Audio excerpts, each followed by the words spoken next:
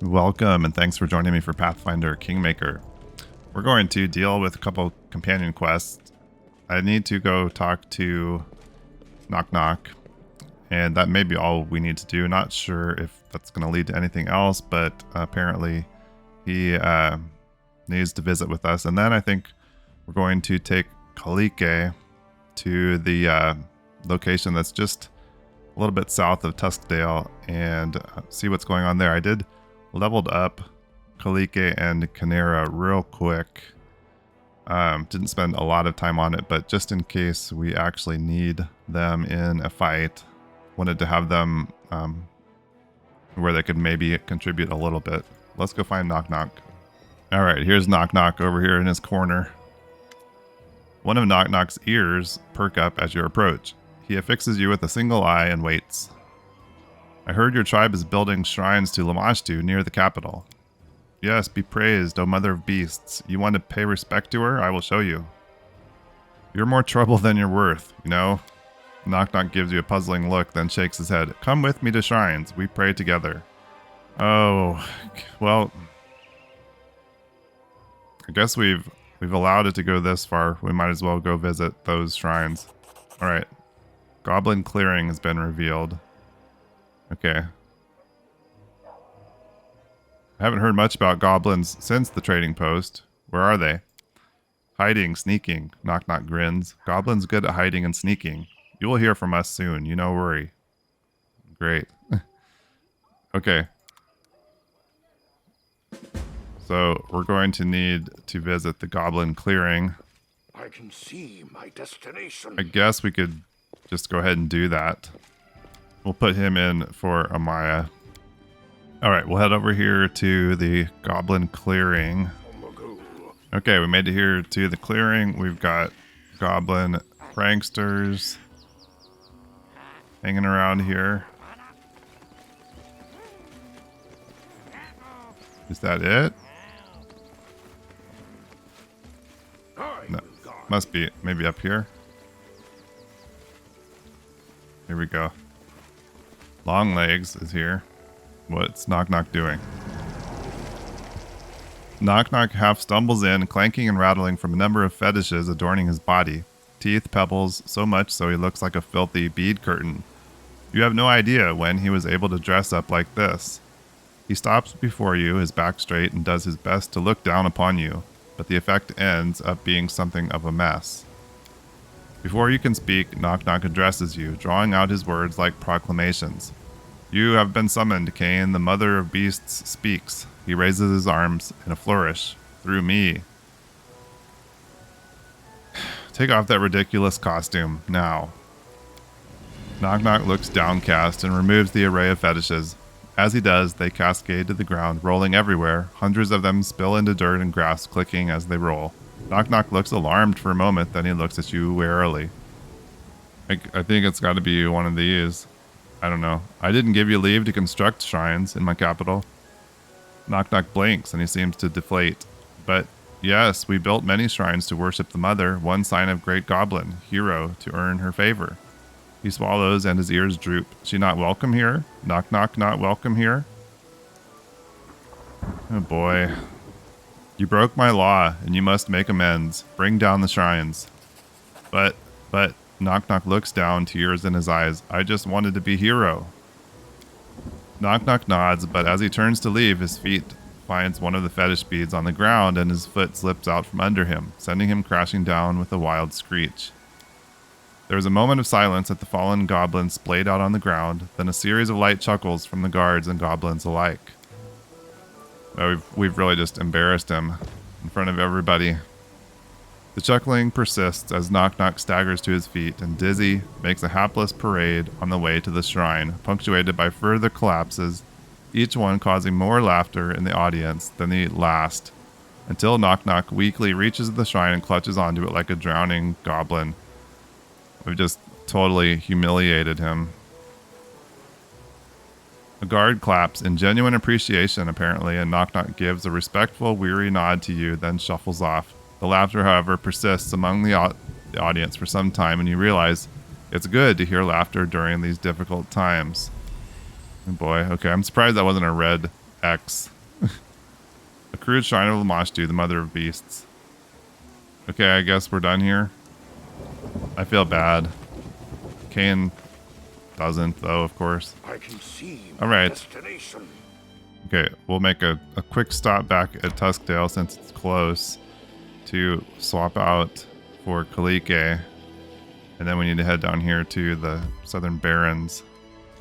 Okay, we rested and we've got a visitor here, Octavia. Octavia grins from ear to ear. Your kingdom attracts the most unusual and interesting characters. They must have heard the rumors that your country is a place where one can live without chains and restrictions. Not long ago, I was visited by an appraiser of magical items. That's right, she is our new magister. A rare and sought-after profession in many countries. This man proposed that he settled in our lands and open his own store. I agreed then and there. Why can't we be as good as Absalom, right? In tribute, he offered his new ruler a valuable gift. But he didn't dare select a specific item for you. Instead, he simply invites you to choose from all the finest things he keeps in his best storerooms. Octavia hands you a small list written on a piece of parchment in ornate handwriting. We'd best not be greedy and choose just one item. You look through the list. The appraiser offers you a choice of 3 magical items. One of them attracts good weather and good luck. The second one allows you to dominate animals, and the third one to influence the emotions of sentient creatures. We can get a +2 community, loyalty, divine, and arcane. We can get a wand of dominate animal or headband of alluring charisma +4. I think we'll just take the stats. I wish to control weather and luck. Great, I will express your gratitude to the appraiser. Nice. I would say that's one of the better gifts we've received. Okay. Oh, we do have something new here. It's probably just her visit, but let me check in. Oh, disaster with the paper people. Okay. Lost a bunch of relations for that. The penalties for failing these things have gotten worse as the game has gone along. Alright, that was talking to Octavia. And we can rank up Arcane. But we've got a lot of rank ups that we need to do. Okay, we do have advisors available for some research into the nature of curses. So we're going to start up the ever-blooming flower research here with Jod and Vorticai, Octavia. Get both of those going. And we're going to work on building the Varnhold militia. Keston is on that. We got a few things going there, and now we can head out with Kallike after we talk to... who is this? Irlene. Greetings, Your Highness. Allow me to pay my respects and deliver a gift on behalf of my master, a well-known connoisseur of magical artifacts, kindly welcomed by you in the capital. Let me introduce myself. Irlene Greyridge, at your service. The girl bows briefly and springs back up. She casts curious, assessing glances across the throne room and holds out a package. This is a modest gift from my master, Your Highness. May it serve you well. And in case you're looking for more... Irlene looks at you sideways and smiles mysteriously. I beg you to forgive my audacity, but since destiny is giving me the opportunity to speak with you face to face, you see my master is a highly educated and respected specialist. But unfortunately, he has no business acumen whatsoever. For my part, as much as I appreciate collectible items of great aesthetic value, I'm far more interested in turning my knowledge in this sphere toward tangible profit. If you take an interest in obtaining magical items without all this hassle, I could arrange it. Tell me more about your offer. You see, over all my years of travel, I've built up a long list of contacts across Golarion. In other words, I can acquire magical rarities, no matter the distance or difficulty. If you kindly help me open my own shop, I'll gladly quit my master and use my talents for your benefit. Alright.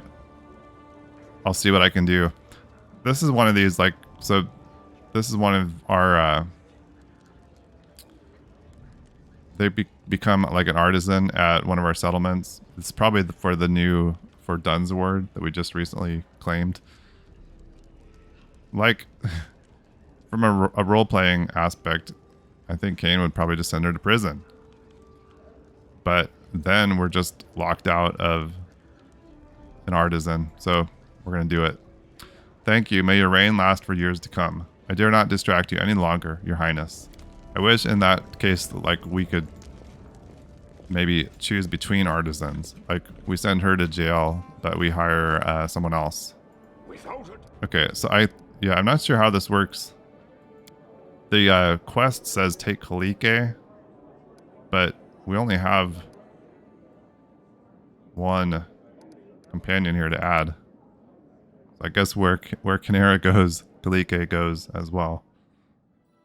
Okay, it looks like there's probably going to be a road here, so we'll head to the bridge over Gudrun. Okay, here we are at South Barrens. Okay, we'll sit. I don't get it. Required companions Kallike. She wasn't an option to select from. That's odd. Wonder if we have to like talk to her and get Kallike to reveal herself or something. Okay, I guess we're going back to the capital. So the only thing I can think is maybe we have to talk to Kanerah / Kallike. Let's see, she lives over here. Let's see, like, bring Kallike out somehow? I don't know. Like, Kallike shows up here, but she doesn't show up as a choice when we leave. Kanerah stretches out her willowy body and smiles at you coyly. Hello. Okay, here. I did want to talk to her. Maybe let's go ahead and talk to her, and then we'll see if we can talk to Kallike. I wanted to ask you a few questions about your past. That's reasonable. Who wouldn't want to know about their subjects and companions? Tell me the story of you and your sister, from the beginning. The beginning of the story is quite unexciting. My sister and I were born in Kanerah, a place most unsuitable for tieflings. The people there honor the radiant Sarenrae and think of themselves as guardians of the good. Of course, no one threw us in a dungeon right away or tried to kill us for no reason, but we could forget about social status. It's impossible to rise from rags in that country where they value connections and reputation more than gold. Since birth, they looked on us as evil creatures, vicious and unpredictable. Not that it's entirely false. Kanerah smiles coyly, but what is truth, generally speaking? I've always known what I was worth and what lot I deserved. If superstitions stand in the way of achieving a goal, that's no reason to shed a tear. Better to use those same superstitions to your own ends, I must say. In Kanerah, they idolize Aasimars almost as passionately as they hate tieflings. So I thought that with a little effort, I could pass as one, and my mastery of fire could be mistaken for a sign of Sarenrae's goodwill. Of course, a masquerade of that sophistication required a little outside help, and I found it. I made a contract with a resourceful devil who calls himself the Forefather. He wove an illusion over me and my sister, hiding our tiefling features from everyone. I hope this doesn't shock you. It's not that I wanted to bind myself to a powerful and devious creature, but what choice did I have? To wash bowls at a caravanserai until the end of my days? That wouldn't just be a waste of the priceless gem that I am. I'd be burdened with caring for Kallike, that naive walking virtue who is totally unfit for a hard life. What was the agreement you made with the devil? I'd have to spend the whole evening telling you all the details. Contracts require thoughtfulness and accuracy, especially ones like this. But to put it simply, I was to do as he commanded, and in return he granted me a powerful illusion, which would make my sister and I indistinguishable from Emberkin, descendants of Perry. The contract included a number of caveats and limitations. In particular, the tasks that devil would give me could do me no harm. The contract didn't involve my soul. On the contrary, it bound to me until my death, but no longer. What assignments did the devil give you? You'd be amazed. They included fighting evil. The Forefather comes from a line of apostate devils, or Demavigas. They live for one goal only, to turn people's souls away from serving any god but Asmodeus. Our Demaviga made a nest for himself in Kanerah long ago, finding special pleasure in enslaving the servants of Sarenrae. Nothing helps to turn souls away from a faith better than fanatics of the faith. You have no idea, Cain, how often a zealous servants of the good in their struggle against evil has pushed others in the arms of that very same evil. That's why the forefathers sent me to serve the followers of the cult of the Dawnflower. Unlike the old church of Sarenrae, those cultists celebrate the goddess more for her warrior aspect than for her mercy. My duties included seeking out secret cults of demon and daemon worshippers, and other springs of evil in the sun-swept land of Kanerah, real or imaginary. Questions, suspicions, public trials, 1 or 2 exemplary executions, and fear sank its claws into the hearts of the weak and doubtful. How can a good goddess allow this? What if I'm next? Those who entertained such doubts would soon hear a knock on their door from a messenger of hell, offering a simple solution, protection and prosperity in return for their souls. That's how I aided the legions of hell by working under Sarenrae's sunny banner. What was it like, living disguised as Aasimars? We've lived for a few years under this disguise, gaining a certain status, affluence, and crowds of gullible suitors. In time, I found a patron from among the followers of the cult of the Dawnflower, a man of great wealth with a personal army of mercenaries who roamed the lands of Kanerah night and day, seeking out monsters and those who worshipped them. I quickly became his confidant and joined that army, all as the forefather desired. Perhaps this is why the devil agreed to give us the appearance of Aasimars. Everything was going perfectly, but then Kallike, that silly child, got herself mixed up with a band of tiefling renegades, who were too cowardly and stupid to achieve anything in their lives by their own wits. They organized something like a secret society and gathered in the evenings in their huts. They spoke of opening everyone's eyes and making them treat the outcasts with dignity. Sooner or later, they would have done something stupid and gotten themselves caught, and brought my sister down with them. So I helped them a little, and put my patron's people on their track. If only I could have kept Kallike from her foolishness. On the night of the raid, for some reason I told her the truth. I thought I could explain to her that her actions were threatening our secret. I thought she would see reason. But nothing works out as one plans. She hurried off to warn her friends and fell into the hands of the cult of the Dawnflower. Her disguise was unmasked, and with it my own as well. Oh, sands and skies. I can't imagine the rage my noble patron felt. His Aasimar confidant turned out to be a treacherous tiefling. I had no interest in learning how far he'd go in his rage and immediately set off to flee. Alas, as soon as they found out what happened, the remaining members of a cult of daemon worshippers who I'd once helped to disperse quickly tracked me down. They summoned a soul eater who cut my life short, and my story was at its end. Tell me about how you were resurrected. You'd better ask Kallike about that. When she learned of my death, she pleaded to Nethys, the god of unparalleled powers, and his herald agreed to return me to life, but in the state we're in now, only one of us can be in the material plane at a time. Meanwhile, the other sleeps in a special demiplane. What happened at Jamandi's mansion? You know the fun part of our story. When Nethys returned me to life, the poor hungry soul eater started following my trail again. He cannot discover me so long as I live disguised as Kaisi, but he keeps trying. That's one reason why my sister and I never stay in one place for long. We moved north, living here and there until we reached Restov. Lady Jamandi's offer was simply too tempting. Bring some pathetic bandits to heal and receive a barony in return? Of course, Kaisi could never be a baroness, but the adventure itself was an intriguing opportunity. Besides, I was in desperate need of distraction, so I showed up at the reception, made some valuable connections. Kanerah locks eyes with you. I witnessed the attack of the unlucky assassins, but then, unfortunately, missed out on all the fun. The moment I ran through fire at the mansion, I was carried away to the demiplane, and Kallike came forth to deal with the consequences. You know the rest. Okay, I'd like to know more about you. Of course, many do. How does it work? You're living in turns.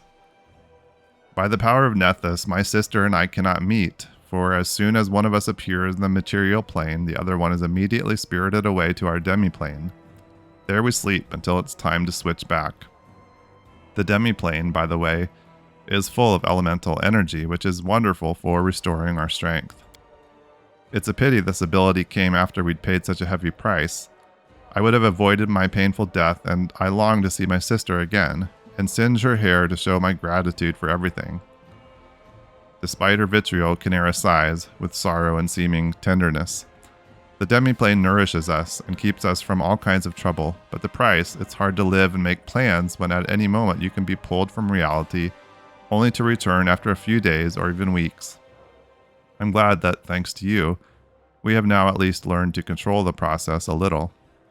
Do you like it in the Stolen Lands? I prefer large and bustling cities to backwaters, but on the other hand, the chance to build up a whole state from nothing, it's so tempting. I don't like chaos, though I've learned that at times I won't be able to play by the rules, so here's my answer. With some effort and right investments, your dominions might become something someday. Tell me about your sister. We were at our 8th summer when Kallike, the spring of my solace, got angry at me and chucked a bunch of desert thistles into desert thistles into my hair. I had to cut them out afterwards. That's what you have to suffer if life rewards you with a sibling. Though I should say that very evening I burned her favorite dress. With great trouble comes great satisfaction. Okay. I want to talk to you about what it means to be a tiefling. Admit it, you like my horns, or is it the tail? I do, the horns and the tail. They make you special. And that's it? Kanerah slowly sways her tail. I've been known to spark curiosity. How are tieflings born? We are born if an ancestor laid with a powerful and evil outsider, be it a devil, a demon, or some other dark creature. Many mortals do this, believe me, either for power or pleasure. This heritage can be hidden for many generations, and it can manifest in many ways. It's difficult to find two similar tieflings. Which outsider do you and your sister descend from? From a devil. I can even guess which one. Of all the infernal beings worshipped in Kanerah, the whore queen Mahathala is the most venerated, secretly of course. Servants of her court frequent these lands, and they leave trails. That's right, the devil that came and talked to Cain that we're supposed to go meet. I think he said he was their father. Everything's clear, thank you. Tell me about Kanerah. Kanerah is a part of the Padishah Empire of Kelesh, a great thriving state. Don't think me rude, but the northern states are but a pale shadow of my homeland. Only Taldor at its height could compete with us, though it's long since lost its power. My land is wealthy, powerful, and full of opportunities for anyone cunning enough to seize them. It's a pity they're all devoted to Sarenrae and the whole array of superstitions that go along with it. You know, the forefather came to talk to me. Yeah, that's who it was. Kanerah gives you a wry smile. What a surprise. It's little wonder that he came to you instead of me. He respects hierarchy, as devils should, so what did he want? He wants to help us get rid of the Soul Eater that's hunting you. We should take whatever advantage of the situation we can, no matter what methods we have to use. Dealing with devils, one must never drop one's guard, not even for a moment. But it's also true that it's best not to ignore them or their warnings, especially when they involve mortal threats, and when it's your own life in the balance. I think it's good we ended up here talking to her, even though it wasn't quite as planned. We should have just at least came here to talk to her about visiting with her dad. Kanerah shivers and holds her shoulders. The Soul Eater, no matter how I try, I'm never able to think of our last encounter as just another unpleasant episode from my past. Maybe it's because I understood perfectly well what was happening. I was completely alone, losing a fight, being killed by a monster that would eat my soul, and I would lose everything, even an afterlife. Okay. I'd like to talk to your sister. With that stiff, Kanerah wrinkles her nose but seems strangely saddened. Very well, I'll get her. So long. The tiefling girl is quietly singing something soft and sorrowful. Seeing you, she nods warmly. I'm Kallike, in case you're wondering. Okay. So does that mean now that she probably, since she's here now in the material plane, we would be able to add her to our party, I'm guessing. The devil known as the Forefather came to me. Kallike turns pale. What did he want? He wants you and I to go to the Barrens to deal with the Soul Eater who killed Kanerah. He says he's ready to help. The Soul Eater has returned? I don't know what to do, Kane. I'm worried sick. A devil's guile knows no bounds, but if my sister is in danger, I beg you, at least try to find out what the Forefather is plotting, and whether the Soul Eater really is once more at our heels. I don't think we're going to go into... I don't know, should we talk to her about the past? I guess we could hear from her point of view at least about their past. We don't need to talk about Kanerah and everything. Ask me anything. I owe you much, and being open with you is the least I can do to repay you. Interesting. Tell me the story of you and your sister from the beginning. My sister and I were born in Kanerah, the country of the radiant Sarenrae, where we tieflings are not very welcome. But for my sister, this was more a challenge than a barrier. She wanted respect, power, and wealth, things we were unlikely to get, being who we are, but she found a way. The people of Kanerah revere the blood of the skies with the same fanaticism with which they distrust that the blood of hell. Aasimars, especially Emberkin, are welcome guests in any house. Pretend to be one of them and all doors are open to you. I didn't want to participate in this masquerade, but my sister insisted. We played upon our resistance to fire and her gift of controlling this force of nature.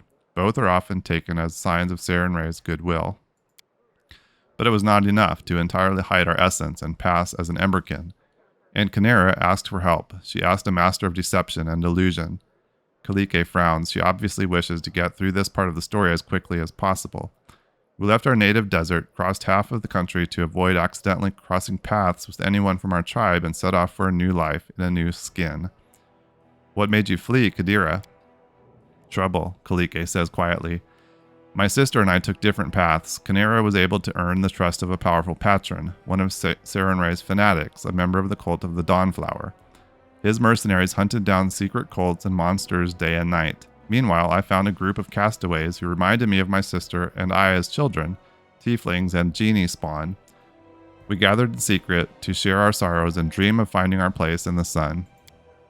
Time passed and these gatherings became more bitter. We yearned to prove that monster blood does not make us monsters. We spoke of how we should unite and enter the great games of Kanerah aristocracy, supporting those who were ready to accept us as equals and bringing down their opponents. We planned to use me as a cover, a beautiful Emberkin who would be the voice of the castaways. The girl lowers her head. One evening, my sister came to me full of careless grace. She told me that there was to be a raid on our secret meeting that very night. I had to stay home and not even think of warning the others. It wasn't hard to guess how she found out. The raid was to be led by followers of the cult of the Dawnflower, fanatics who fancy themselves cleansing flames, saving the world from evil. Kanerah's patron first among them. At that moment, I realized my sister loved me so much that she was ready to set aside her aspirations and warn me of the danger. But I also realized something else.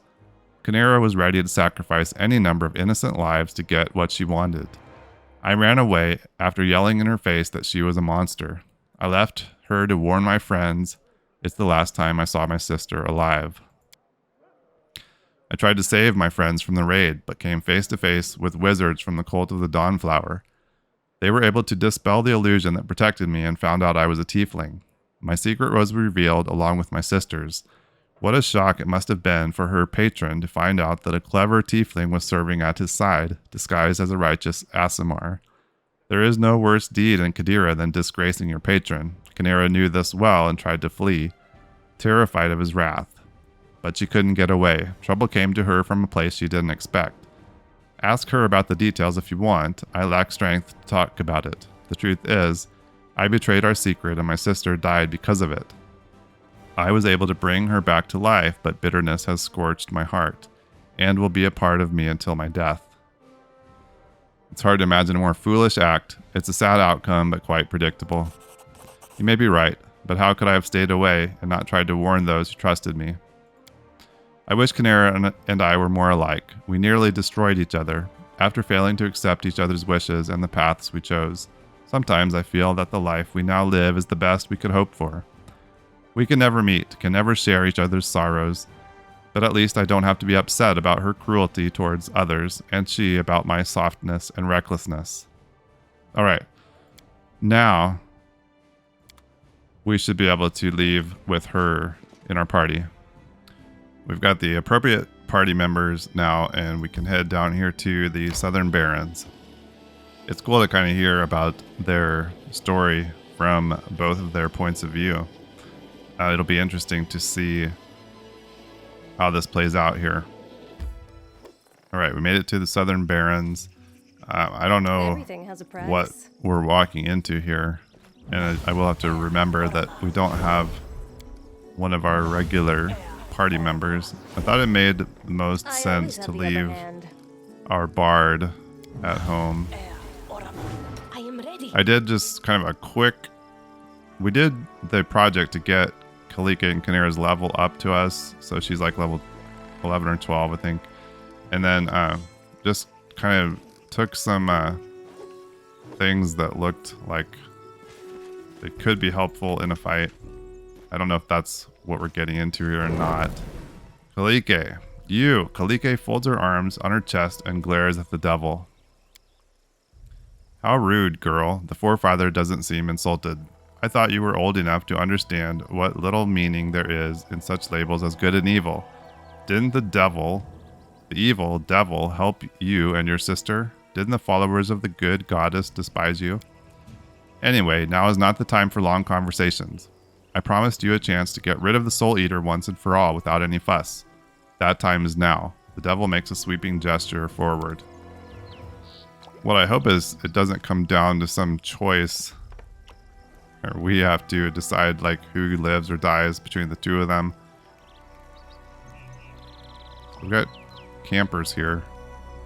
Not sure what they're showing us. Oh, this is the Soul Eater.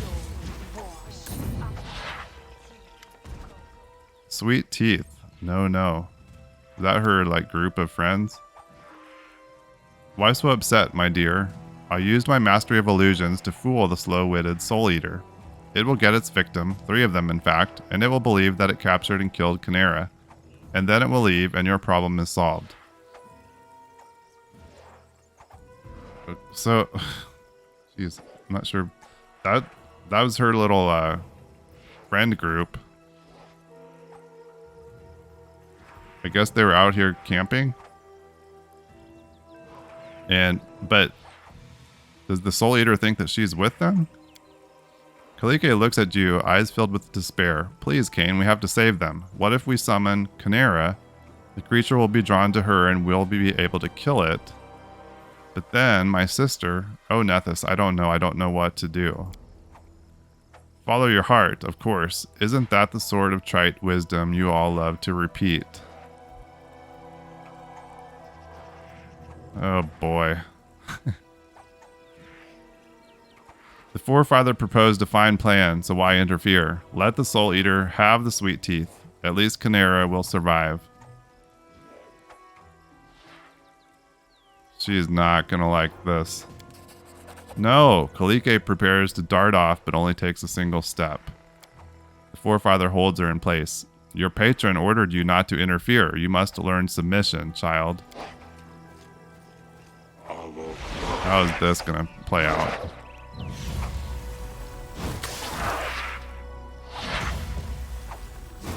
Soul Eaters, just having them for dinner. The sweet teeth. No, no. Kallike drops to her knees and buries her face in her hands. Her shoulders are shaking with sobs. The sweet teeth are lying on the ground. All 3 of them are dead. Finally, Kallike stands up. Her face is pale and she looks with rage at the forefather. You and your plots. What plots, silly child? I only saved your sister. Do you really not give her a moment's thought? Kallike grows even more pale. You are right in a way. Kanerah is unlikely to blame you for this evil. Why? Why did everything have to happen this way? Kanerah died because of me, and now my friends have suffered because of her decision to get involved with you. I can't carry this burden anymore. I'd rather just fall asleep and never wake up. Kanerah's back. Hey, what happened? Is it just me, or did Kallike summon me like it's the end and we need to pay off all our debts? Nothing special happened. The forefather helped save you from the Soul Eater by feeding the sweet teeth to it instead. Kanerah frowns fretfully. Let me guess, and now my sister blames me for everything. Tell her when you have a chance that I died once and I'm not about to do it again. And as for her daft friends, oh well, life is cruel. That's my girl. I'm glad to see such practicality in my offspring. And I will be even happier when I spare you of the strictures imposed upon you by a certain divine power. A quick succession of thoughts flashed behind Kanerah's eyes. So that's what this was all about? Obviously, it would be madness and short-sighted to argue with the Herald of Nethys himself. You hear a chuckle from under the iron mask, but it would be pathetic to do nothing. You see, girl, and you, Kane, my offspring is a valuable investment in this world, and I wish to secure my interests. For ages I've reaped souls as a sickle reaps grain, turning even the most loyal followers from their service to the almighty gods. And I imagine that all-seeing Nethys decided to make a joke of me by taking the 2 souls that are mine by right. But everything will work out just fine. Soon enough, I will reclaim what's been taken from me. Kallike is back. We are not your property. In your case, the matter must still be discussed, but in Kanerah's case, the situation is quite clear. She made a contract with me for a lifetime of service, and she's the only one who thinks a formal death followed by a resurrection can spare her from her contract. But in any case, it's not up to you to decide your fate. Why did you plot all this, forefather? What's in all this for you? To secure a valuable investment, of course. The mindless monster from Abaddon in hunting Kanerah was standing in my way, and I had to get rid of it. But there's more, of course. What kind of a devil makes plans without some sinister ulterior motive? I cannot hope to oppose Nethys, who has taken my girls under his wing, but I can drive them to break the god's conditions and thus lose his patronage. And I have succeeded. First, I lured them to these lands with the disk of the eclipse. Then I made them reveal themselves to everyone present. Kallike just couldn't stay and watch her precious sweet teeth die, could she? To protect them, she only needed to bring Kanerah right before everyone's eyes. In any case, their vow of secrecy has been broken. Now we only need to deal with the second condition, and then I may receive what's been taken from me. Guess we just keep going down this lawful evil route. The sisters are my servants, and if anyone has a right to them, it's me. However, we could come to a mutually beneficial agreement. Oh boy. I guess my main concern here of anything not story related is Kanerah has been our treasurer. We could potentially lose her there. We have a replacement treasurer if we needed one, so I guess it's not a huge deal. Kane's also got other interests with Kanerah. Yeah, I guess let's see what happens with this. I admire your approach, but there are too many interested parties in this deal already. Take my advice. When the time comes, do not interfere. It's best to keep clear of games between greater forces. And he's gone. Talk to the twins alone. Okay. I guess we go back home and visit with each of them. We're back at Kanerah and Kallike's home. Kanerah is here. I guess we'll talk to her first. Kanerah mumbles something with an independent air, then chuckles. Some story, isn't it? You're fine, aren't you? I'd say I'm perfectly fine. Like I've started a new life, haha. But seriously, I do feel better, now that the Soul Eater is no longer a threat. Do you understand what the forefather was trying to achieve? He explained everything with his devilish dedication to details. He considers his offspring a valuable investment, And me, well, I'm his property, and my death didn't annul the contract, but I suspect he has another motive. You know, demivagas like the Forefather live for one thing, twisting the souls of believers in other deities, and bringing them under the reign of Asmodeus. Hell does not forgive mistakes, and the Forefather was well regarded there, but his valuable investment slipped his grasp to be rescued by another deity. That must be unbearable for him, and he will do anything it takes to take us back, or me at least. I think your sister is in despair. You heard her feelings. But I didn't do anything. However, were I the one to make this choice, I admit I feel a little sorry for the foolish Sweet Teeth, but I died once before, and I don't want to do it again. And Kallike might, for once, have put her sister above that riffraff. What can we do? I'd say we should figure out how to stop the Forefather from carrying out his plan. He's stronger than you or I. It's only Nethys' power that keeps him at bay, for now. Only someone with a death wish would stand against a deity, or his herald, but for now all we can do is wait. Okay, I need to talk to your sister. Kanerah nods wryly, but says nothing. After everything that happened at the Camelan's Barrens, Kallike has kept to herself, while acting as if nothing happened. This time she greets you with almost pointed nonchalance. Hello, welcome.